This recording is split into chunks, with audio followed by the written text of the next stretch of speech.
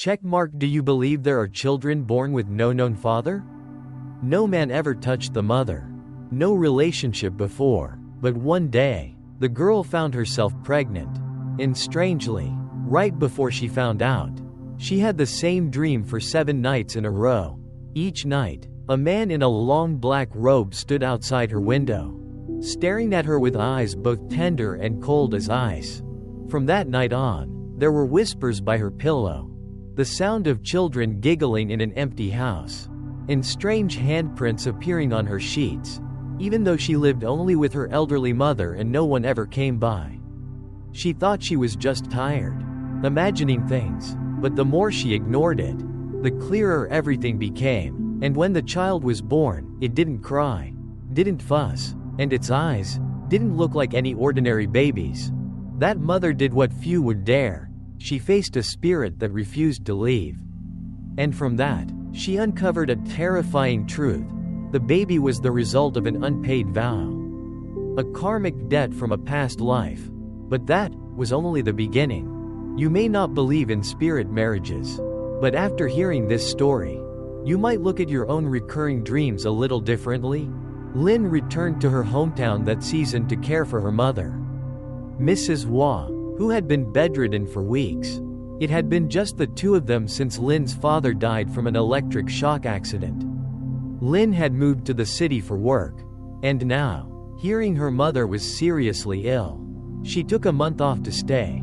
The old 3-room tile-roofed house at the edge of the village hadn't changed, except it felt colder, quieter, no more chickens, and no more radio playing like it used to when Mrs. Waugh was well. That afternoon, right after unpacking, Lynn headed to the garden with a bamboo basket swinging from her arm, picking vegetables while muttering, "Mom's so odd. She knew I was coming home but insisted Aunt Nom buy fertilized duck eggs from the market. That's the one thing I hate most in this whole village." Just as she finished the sentence, a gust of wind rustled through the banana trees. A chill crept up her neck. Her eyes darted toward the old well in the corner of the yard. Its stone walls moss-covered and green. It had been sealed off years ago. Yet somehow, it still gave her the creeps. That night after dinner, Mrs. Waugh asked quietly, "Lynn, have you been seeing anything strange lately?" Lynn looked up from her soup, puzzled. "Strange how, Mom? You mean ghosts?" Her mother sighed. "No, I mean, have you seen anyone strange? Or had strange dreams?" Lynn shrugged it off. "Every now and then, sure, dreaming of missing school or work deadlines. Nothing serious." Mrs. Waugh seemed like she wanted to say something, but just shook her head. "Never mind, eat your food, let's not talk about it." That night, Lynn had her first dream of him, a man in a long black robe. His face blurred like it was covered in mist, but his eyes were sharp and deep. He said nothing, just stood staring at her through the window. Even in her dream, Lynn was aware it was a dream, but she couldn't move. In the morning, she told her mother, who simply stared out the window and muttered, "It's starting again." Lynn was startled. "What do you mean?" Mrs. Waugh didn't answer. She lit an incense stick, placed it at the altar, bowed 3 times, and murmured something Lynn couldn't make out. A few nights later, the dream came again, the same man, standing behind the window, but this time, he stepped forward into the room. The wind blew cold. The creaking of the old wooden door echoed in her ears. Lynn tried to move, but her body was frozen. He sat down on the edge of her bed. She screamed in the dream, but no sound came out. The next morning, Lynn woke up with bruises on her shoulder that looked like handprints. She ran to her mother. "Did you hear anything weird last night? I dreamt of him again. He was sitting on my bed this time." Mrs. Hoa's eyes flickered. "Was it your right shoulder or left?" Lynn hesitated. "Left." "Mom, do you know something?" Her mother began speaking in a slow, story-like tone. "When you were little, you used to cry and scream in your sleep just like that. I went up the mountain to see Master Nan. He said, 'Your fate is tied to a spirit.' I thought he was just trying to scare me into paying more. I never imagined." Lynn shivered, her voice sharp. "Mom, that's just superstition. I'm in my 20s, barely making a living. Who has time to deal with ghosts? Her mother said nothing, just looked out toward the backyard, where an old silk cotton tree stood, leaning as if bowing to the earth. That afternoon, while washing dishes, Lynn heard footsteps upstairs, clearly. Footsteps. She looked up and called, "Mom?" No answer. She ran upstairs. The house was empty. Mrs. Waugh was still lying outside on the front bed, eyes closed. That night, Lynn dreamt again, but this time, he didn't just look, he spoke. "Lynn, Lynn," his voice deep, bone-chilling. Lynn woke up drenched in sweat. The clock read exactly 3:03 a.m. She ran to check on her mother, only to find her sitting up, gasping for breath, hands trembling. In the morning, Mrs. Waugh called her over and pulled a small red cloth bundle from beneath her pillow. She opened it. Inside was an old talisman, its ink faded and nearly unreadable. Her voice was heavy. "When you were little, you had a fever for 3 days straight. Master Nan said we had to sever the spirit tie. But then your father died suddenly, and I forgot. Now it's come back to collect." Lynn stared silently at the charm in her mother's hand. Outside, the wind swept through the beetled trees, creating a rustling sound, like whispers. And that night, the dream returned. This time, he was smiling. Checkmark after the night he smiled in her dream. Lynn could no longer sleep deeply. Every time she drifted off, she felt like someone was standing at the edge of her bed, staring at her. She placed a wooden chair against the bedroom door, opened all the windows during the day to let sunlight pour in, and locked everything up tight at night, covering the windows with curtains. But the chill still crept in, a strange coldness, not from wind or mist. A week later, Lynn began feeling nauseous and dizzy. Mrs. Waugh saw her daughter stumbling and snapped, "Skipping meals again? What kind of girl eats so erratically? You're probably just hungry." Lynn sniffled. "Hungry? I feel like throwing up. I think I ate something bad." She brushed it off, but deep down, unease started creeping in. She went to the pharmacy and bought a pregnancy test. She didn't expect anything, just wanted to be sure. The first test showed 2 lines. Lynn went pale. She tried a second one, still 2 lines. Her spine turned to ice. She collapsed onto the bed, mumbling, "No way, no way." Her phone slipped and hit the tiled floor with a loud crack. Right then, Mrs. Waugh pushed the door open. "What's that? Who called?" Lynn scrambled to hide the test stick in her pocket and jumped up. "Nothing. I dropped my phone." Mrs. Waugh looked at her suspiciously.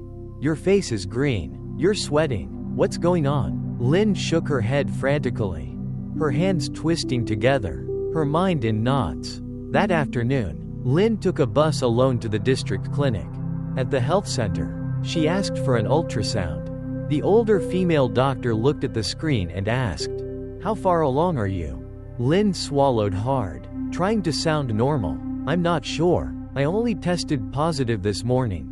The doctor nodded, then said bluntly, "It's 5 weeks. There's a heartbeat. It's strong, but..." She paused, glancing at Lynn. "There's something unusual. The embryo is a bit larger than expected." Lynn frowned. "Larger how?" The doctor looked away. "Maybe you miscalculated the dates, or maybe it's just natural variation." Lynn left the room on shaky legs, muttering to herself, "I've never. There's no way, no way." That night, Mrs. Waugh didn't ask anything. She simply brought Lynn a bowl of hot porridge. Lynn looked at her mother, then gently pushed the bowl away. Mrs. Waugh sighed. "Tell me the truth. Are you pregnant?" Lynn stayed silent. Her mother continued, "I saw your shadow on the wall earlier. There was a smaller shadow behind you. I may be old, but I'm not mistaken." Lynn burst into tears. Her words came out in gasps. I don't know how this happened. I swear, I've never been with anyone." Mrs. Waugh wasn't surprised. She just nodded slowly. "I already know. It's him." From that day on, Mrs. Waugh began lighting incense every night, placing a bowl of water under Lynn's bed, and sticking old talismans to the window. Lin sat around like a ghost. Startled awake every night at 3 a.m., no one dared approach her room after dark because people said they heard murmuring, two voices whispering back and forth inside. One day, Aunt Nam, their neighbor, came by. As soon as she stepped in, she clicked her tongue. "What's wrong with you, Lin? You look like you've seen a ghost. Last night I heard a child laughing past my fence. Thought it was some neighbor's kid. But really, do children laugh at night?" Lin went pale. Mrs. Hua changed the subject. "You're just imagining things. Probably heard the wind." But both mother and daughter knew it wasn't the wind. One night, Lin fell into a deep sleep. In her dream, she stood in the banana grove behind the house. The moon was bright like a flashlight. From behind the trees, he emerged. He wore a long black robe, hair draping his shoulders, and he held out his arms. In them, a newborn baby, red and wrinkled. He said, "This is my child, our child. Lin." His voice was deep, but freezing. Lin screamed, "No, I don't know you. I'm not its mother." He smiled softly, bringing the baby closer. The baby opened its eyes, bright red like burning embers. It smiled. Lin jolted awake. She was soaked in sweat.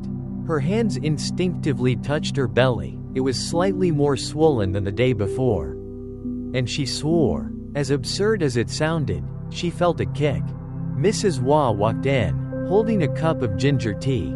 Seeing her daughter pale and trembling, she said softly, "Last night I checked on you. But you weren't in bed.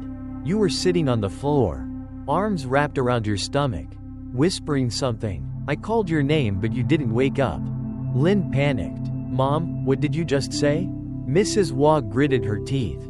"It's time. I have to take you to see Master Nan. He may be old now. But this can't wait any longer." Outside, the wind suddenly picked up. The wind chime on the eaves jingled gently, even though the air was still.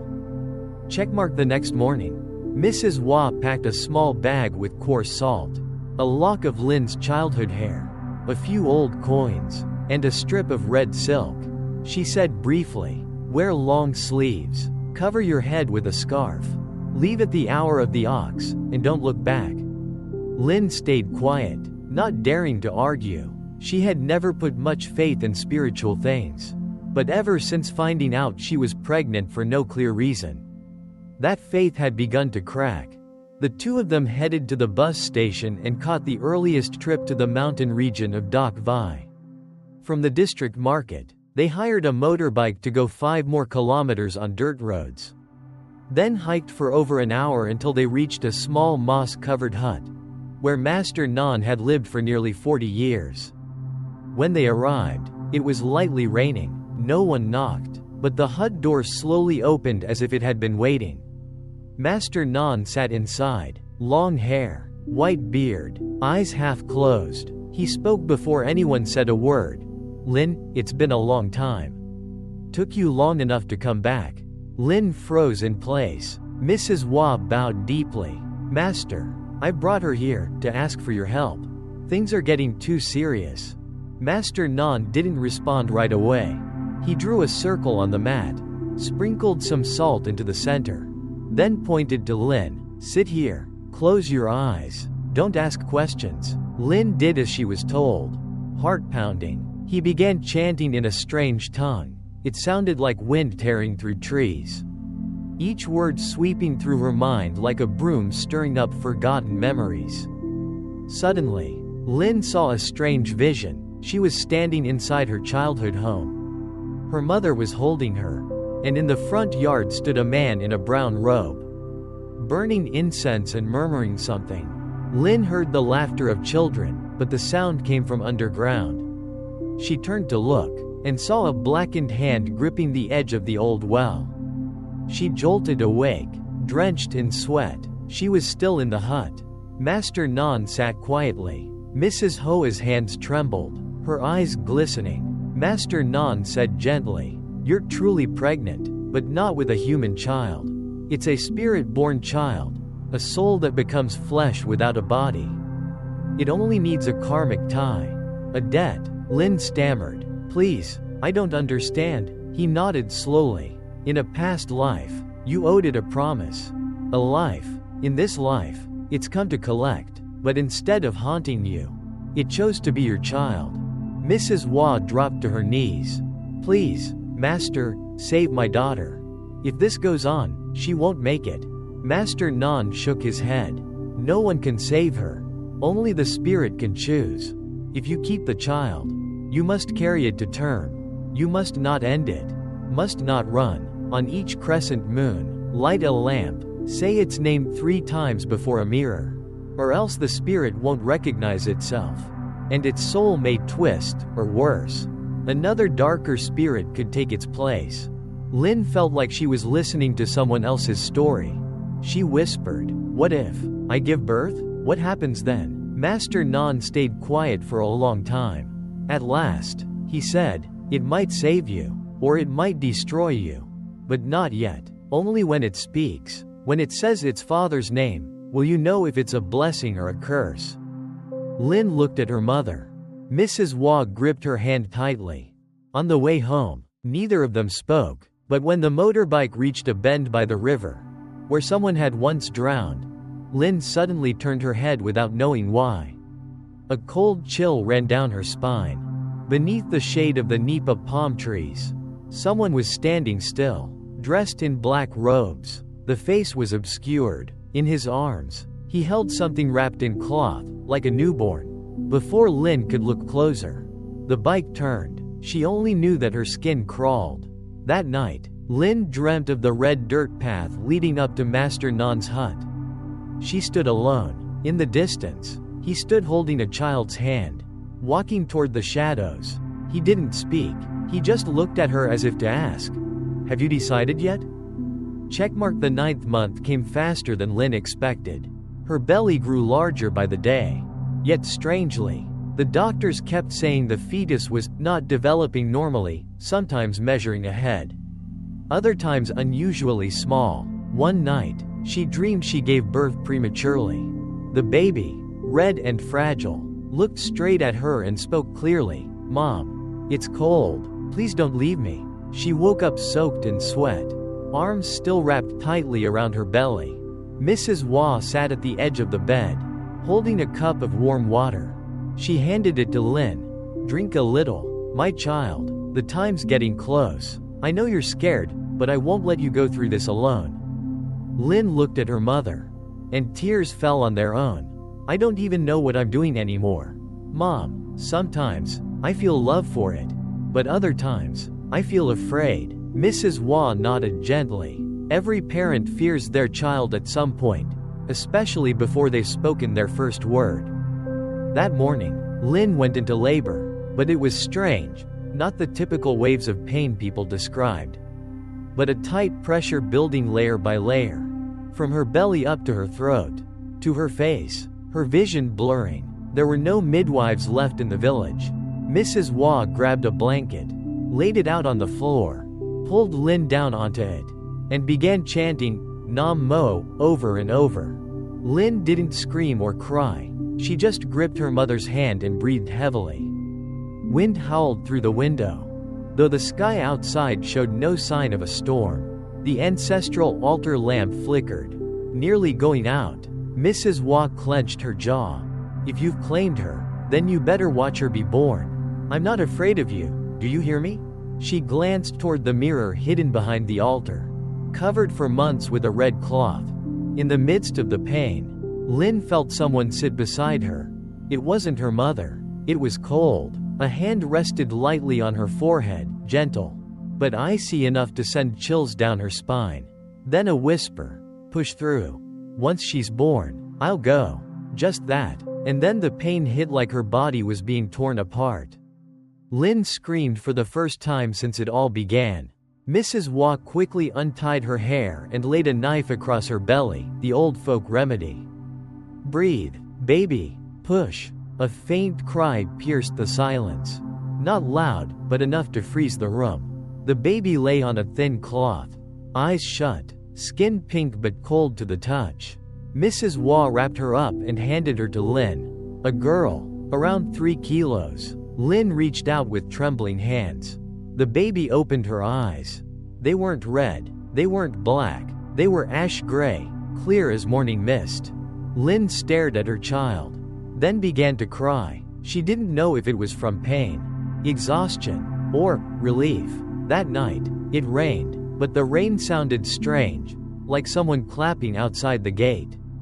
The wind chime on the porch rang softly, even though there was no wind.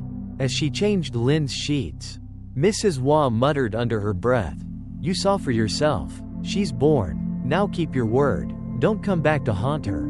Lynn was exhausted and drifted to sleep. In her dream, she stood in the middle of the Areca garden, the baby in her arms. In front of her stood him, still in the long black robe. But this time, his face was clearer, sadder, not threatening. He spoke, barely more than a breeze. "I was never granted rebirth. I only borrowed our child's body to walk a little farther. When she learns to walk, I'll disappear." Lynn clutched the baby tighter. She didn't cry, she didn't speak, but inside, her chest felt like it was filled with stone. The next morning, someone knocked on the door. It was Aunt Tu from down the street, returning from the temple and stopping by to visit. As soon as she stepped inside, she paused and whispered, "Did someone just open the back door?" Mrs. Waugh didn't answer, she only glanced toward the rear door, now slightly ajar. There, on the damp cement floor, were wet footprints. Check marks since the baby was born. The three-room house had felt different. Not haunted like in the movies, but more like there was someone else living there, someone unseen. Mrs. Waugh became extra cautious, burning incense every evening and sprinkling garlic water in all four corners of the house. Lynn, busy every day with her newborn, constantly felt a string pulling tight across her chest, not quite fear, not quite worry, but a sense that something wasn't finished. The baby was named Nian, for peace and calm. She was different from the start. At 2 weeks old, she had already opened her eyes wide, staring quietly without fussing, without demanding. When Lynn held her, the baby never looked away, her ash-gray eyes deep and haunting, as if she understood all the things Lynn never dared to say out loud. One day, while wringing out a cloth, Mrs. Waugh murmured, "She looks just like your father did when he was young. Those eyes, I've seen them before." Lynn turned sharply. "Mom, don't say that. Dad died when I was little." Mrs. Waugh smirked faintly. "I didn't mean your biological father. I meant the one who once loved you, in a past life." Lynn fell silent. Outside, the wind chimes swayed softly. 3 months after birth, Nian began babbling, but oddly, she didn't say, "Mama," or "Dada," like most babies. She often repeated one word clearly, "Father, come." At first, Lynn thought maybe she'd picked it up from somewhere. But one night, at exactly 3 a.m., Nian sat upright in her crib, pointed toward the bedroom door, and said clearly, "Father is here." Lynn froze. She rushed over, scooped the baby up, and whispered frantically, "It's okay. It's okay. You're just dreaming." But the baby wasn't looking at her. She kept staring at the door. That night, Lynn didn't sleep. She sat by her child, clutching the prayer beads her mother had given her, eyes wide open, afraid to blink. The next morning, Mrs. Waugh brought home a new spiritual master, Master Ba, an acquaintance of an old friend from the neighboring village. He didn't wear robes, just a white shirt. His hair was prematurely gray. He looked more like a retired teacher than a spiritual guide. But the moment he stepped inside, he said, "The energy in this house, it's heavy. Someone doesn't want to leave." Lynn stammered, "Master, do you see something?" He shook his head. "I don't see. I hear. But the child, she's the bridge. She's not an ordinary baby." The room went completely still. Master Ba took a small mirror wrapped in cloth from his pocket and placed it in the center of the house. He asked Lynn to hold Nian in front of the mirror and call her name 3 times. On the third call, the mirror fogged slightly. It wasn't clear, but Lynn swore she saw something behind her reflection. A man in a black robe, standing directly behind her, staring at the child. Lin's arms went limp. The baby slipped and cried out. Master Ba quickly covered the mirror with the cloth again. Sweat poured down Lin's face. Mrs. Hua dropped to her knees, bowing rapidly, chanting prayers. Master Ba remained calm. It's a restless spirit, not evil, but stubborn. He wants to use the child's body to return. Lin trembled. Return for what? He answered plainly. To live again, to love again, or to seek revenge, maybe all of it. After that day, Lin forbade anyone from saying the word, father, in front of the baby. Every night, she kept the lights on, holding her child tightly in her arms, often jolting awake with the feeling that someone had just stroked her hair. One day, while changing the baby's diaper, she noticed a faint red mark, like a kiss, on the baby's belly. As if someone had kissed her there while Lin slept. Lin screamed. Mrs. Hua rushed in. The two looked at each other without saying a word.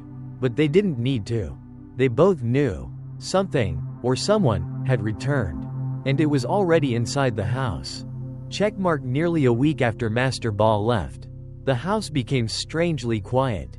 There were no more midnight cries from a Nian. No more faint laughter in dreams that Lin used to hear.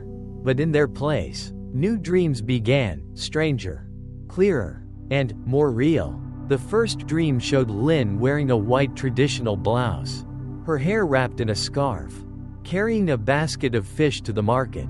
Sweat dripped down her back, her bare feet dusty, the sun burning her cheeks.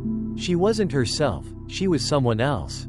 A woman named Han, living in a small riverside village around the 1950s. In the dream, Han had a husband named Tan, a soldier she married out of obligation to her parents. But the one she truly loved was a poor scholar, Fong. Gentle, talented, known for writing ceremonial scrolls at the market during Lunar New Year. They secretly loved each other for 3 years. When Han became pregnant, they were caught. She was beaten, locked in the kitchen, and forced to abort the baby. That night, Han hanged herself in that very kitchen. The child in her womb never saw the world. Lin woke up in the middle of the night, her spine frozen, and Nian was sleeping soundly in the crib. But the baby's tiny hand was gripping Lin's finger without her realizing it. Lin sat motionless, staring at her daughter, then whispered softly, Han, is that me? And, is he Fong? Outside, a black cat leapt onto the roof and let out a long meow, sounding more like a sigh than a cry.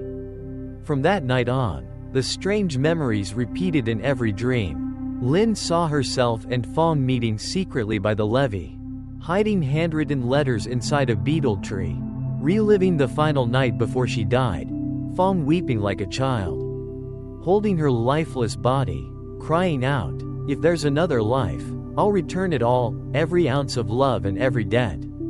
Lin told her mother everything, but Mrs. Hua didn't seem surprised. She only said, I once dreamed of my mother. She told me you carried a heavy karmic debt, a debt of love, a debt of life. Until it's paid, peace won't come. Lin sighed. So this child, she's the unborn baby from back then? Mrs. Hua stared into the distance. Maybe, or maybe she's the bridge. The living forget, but the dead never do. They remember every promise, every breath that never became a cry. The next day, Lin burned all the second-hand baby clothes the neighbors had given her. She was scared, not of ghosts, but of her own heart softening. Scared that the more she loved her daughter, the closer she felt to him, the man in black who always appeared in the mirror when she wasn't meaning to look.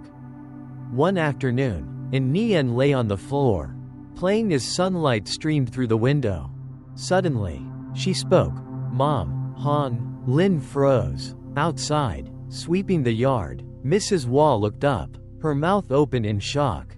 Did she just say something? Lin? Lin clutched the child to her chest, eyes glistening. Mom, she called my name, from the dream? That night, Lin dreamed again. She stood in an old graveyard, weeds up to her knees. In front of her was a cracked stone tomb with no name. A man's hand reached up from the ground and grabbed her ankle. She screamed, but the scream shifted into a whisper. Just like the one she had heard the very first time he came. "I'm sorry. I was wrong in our past life." The next morning, Lynn walked to the back of the house, to the old well that had been sealed with cement. She stood there for hours. No one knew what she was thinking. They only saw her place her hand on the cement, close her eyes, and whisper, "If you still remember me, don't haunt our child. Come find me instead." Since the day Nien called her Mom Han, Lynn had stopped dreaming, but strangely, not dreaming made her even more afraid. As if the door between two worlds hadn't closed completely, just paused long enough for the wind to shift directions. The baby grew steadily, uncannily well behaved, no crying at night, no sickness, ate regularly, slept on schedule, but Lynn knew something was changing. In the child's eyes, sometimes she saw herself, not her current self, but a part of her from a past life, as if the child could see straight through her soul. One afternoon, the air was still, the sun harsh and glaring. Lynn had just finished hanging the laundry when she heard the child laughing gleefully in the yard. She ran out, thinking her daughter was playing with the cat, but no. And Nien sat alone on the tile floor. Her hand stretched out like she was holding someone's hand. Her little mouth whispered, "Daddy's taking me to play. Don't worry, Mommy." Lynn froze, her limbs numb. She scooped the child up and ran inside. Seeing that, Grandma Wah snapped, "Why are you running around like you're being chased by a ghost?" Lynn collapsed into a seat, breathless, her voice hoarse.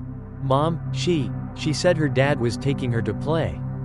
Grandma Wah squinted. "She really said that? Or are you imagining things?" Lynn's eyes welled up, her mouth moved, it was clear. "Mom." Her voice was soft, like the wind. Grandma Wah fell silent for a long time. Then she quietly went to her room and brought out an old wooden box. Inside was a yellowed photograph of a tall man in a black traditional robe. His face was refined, but his eyes sharp like razors. She said, "When you were just born, a man came and asked to raise you. Said he used to be your mom's old flame. I refused. He didn't make a scene. Just said, if I can't be with her, at least let me hold onto a piece of her this life.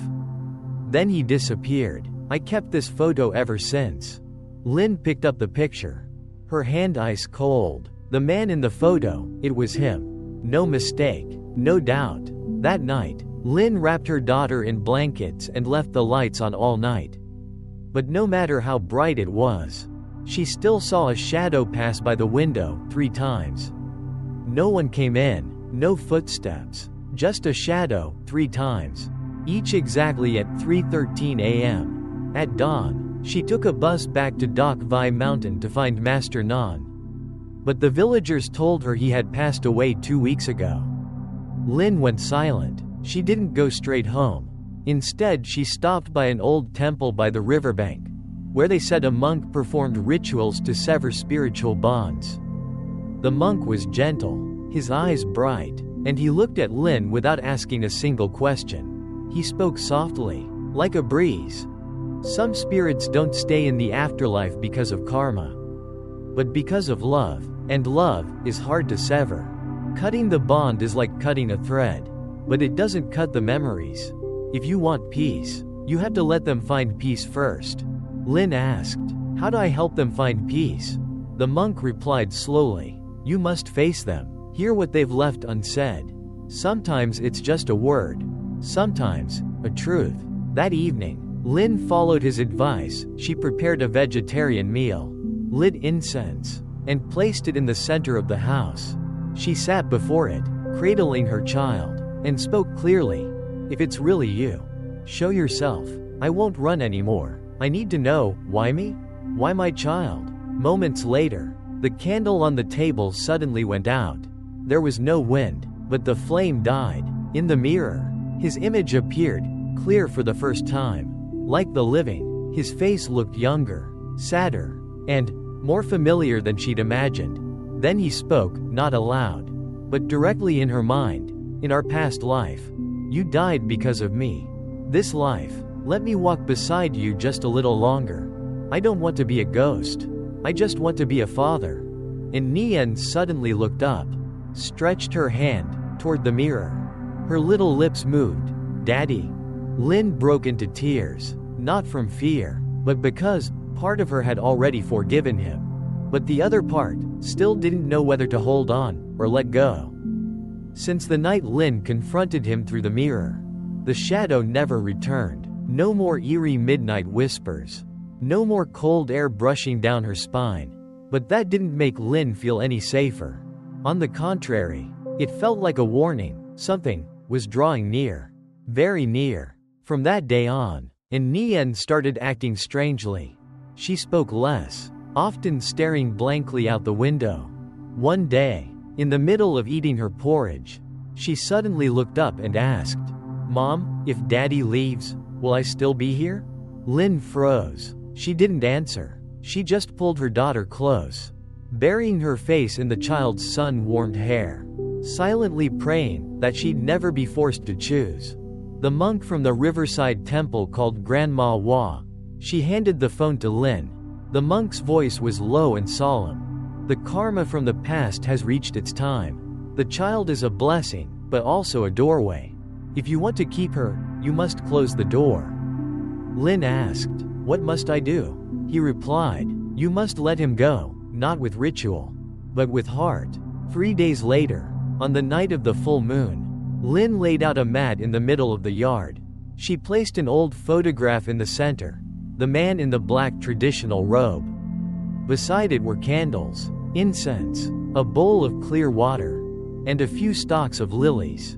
She brought a Nian to sit beside her. The child didn't cry, didn't fuss, just quietly nestled into her mother's arms.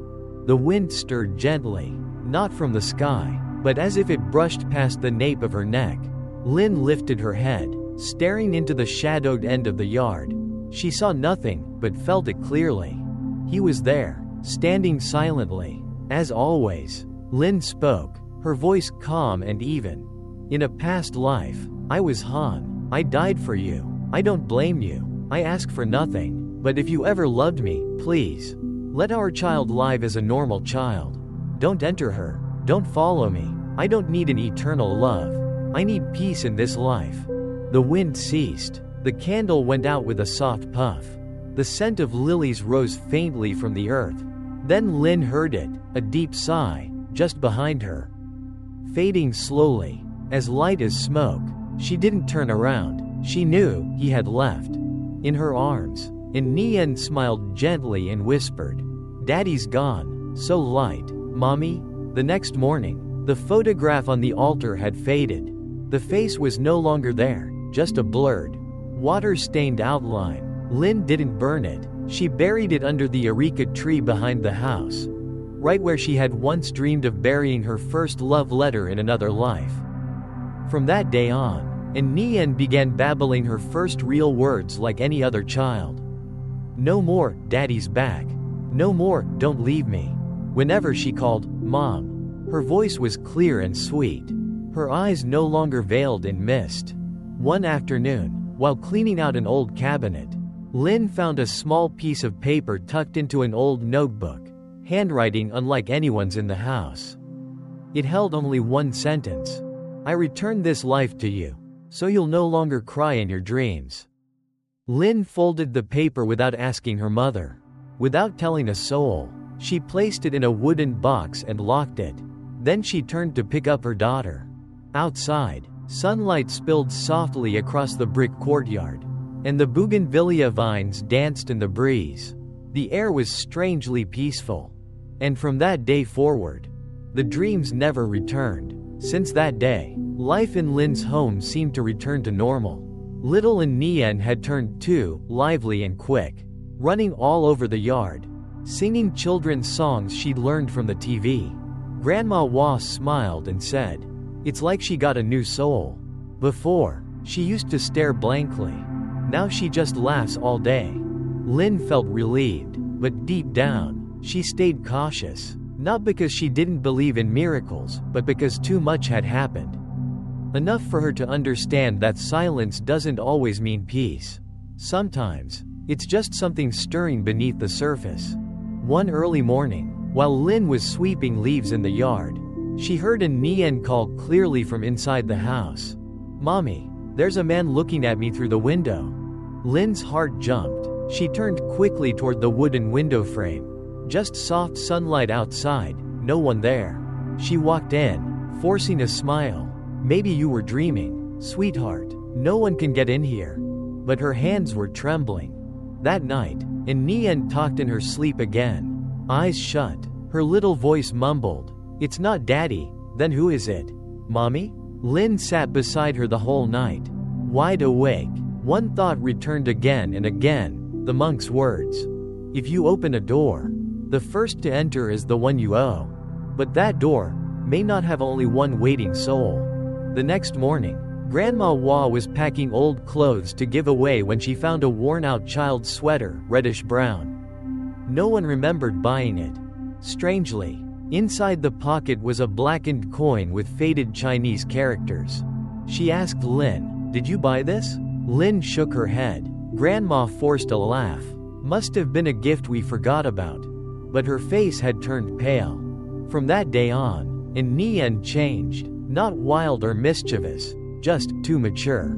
She often sat alone, scribbling with a pencil, drawing figures, round faces, short hair, long arms, with huge grins stretching across their cheeks. When Lin asked, "Who's this?" the child answered, "My friend. He teaches me how to play." One day, Lin secretly tore up one of the drawings and threw it away. That night, she dreamed she was lost in a deserted village, ruined houses. Eerie silence. Under a large mango tree sat a child holding a notebook. It looked at her and smiled. But the smile was far too wide, stretching up to its ears. She woke up terrified, turned on the lights, and hugged her daughter tightly. But Nian was mumbling something, counting softly. 3, 4, 5, friends? My friends? Lin began to believe another soul, not the father's, had quietly stepped into her child. Grandma Hua started going to the temple more often. One day she came home and said, "The new shrine they built has a stone tablet engraved with the names of lost children, those who died young and were never found." There was a strange name, it matched the word the child scribbled in her drawing. She showed the paper, childish, shaky handwriting. Kang. Lin held her head. She didn't know if she still had the strength to go on. She had thought everything was over, but the door she once opened had never truly closed. And this time, what stepped through brought no love, no gratitude, only a forgotten soul. There are doors, once opened, that cannot simply be shut again as if nothing ever happened. Lin had opened hers out of love, because of an old promise from a past life. And she paid the price with her youth, her peace, and countless sleepless nights, guarding a child who was both a bond and a reminder that spiritual ties are never just one-sided. But through every repeating dream, through every midnight breath that chilled her spine, she learned to face it. No running, no blame, and because of that, the first soul finally left, leaving behind a space, and a child who now carried a different mystery. One quieter, one deeper, and one yet unnamed, and maybe you've met someone like that too. Eyes strangely familiar, as if you once left something unfinished. If you've ever shivered at a dream that kept coming back. If you've ever felt someone waiting for you in the dark silence of your mind. Leave a comment. I believe in spiritual ties. Or write, I don't believe, if you think it's all just coincidence. And if you want to keep traveling through stories like this, don't forget to subscribe, turn on the notification bell. Because we'll be back with more haunting journeys. See you again in another dream.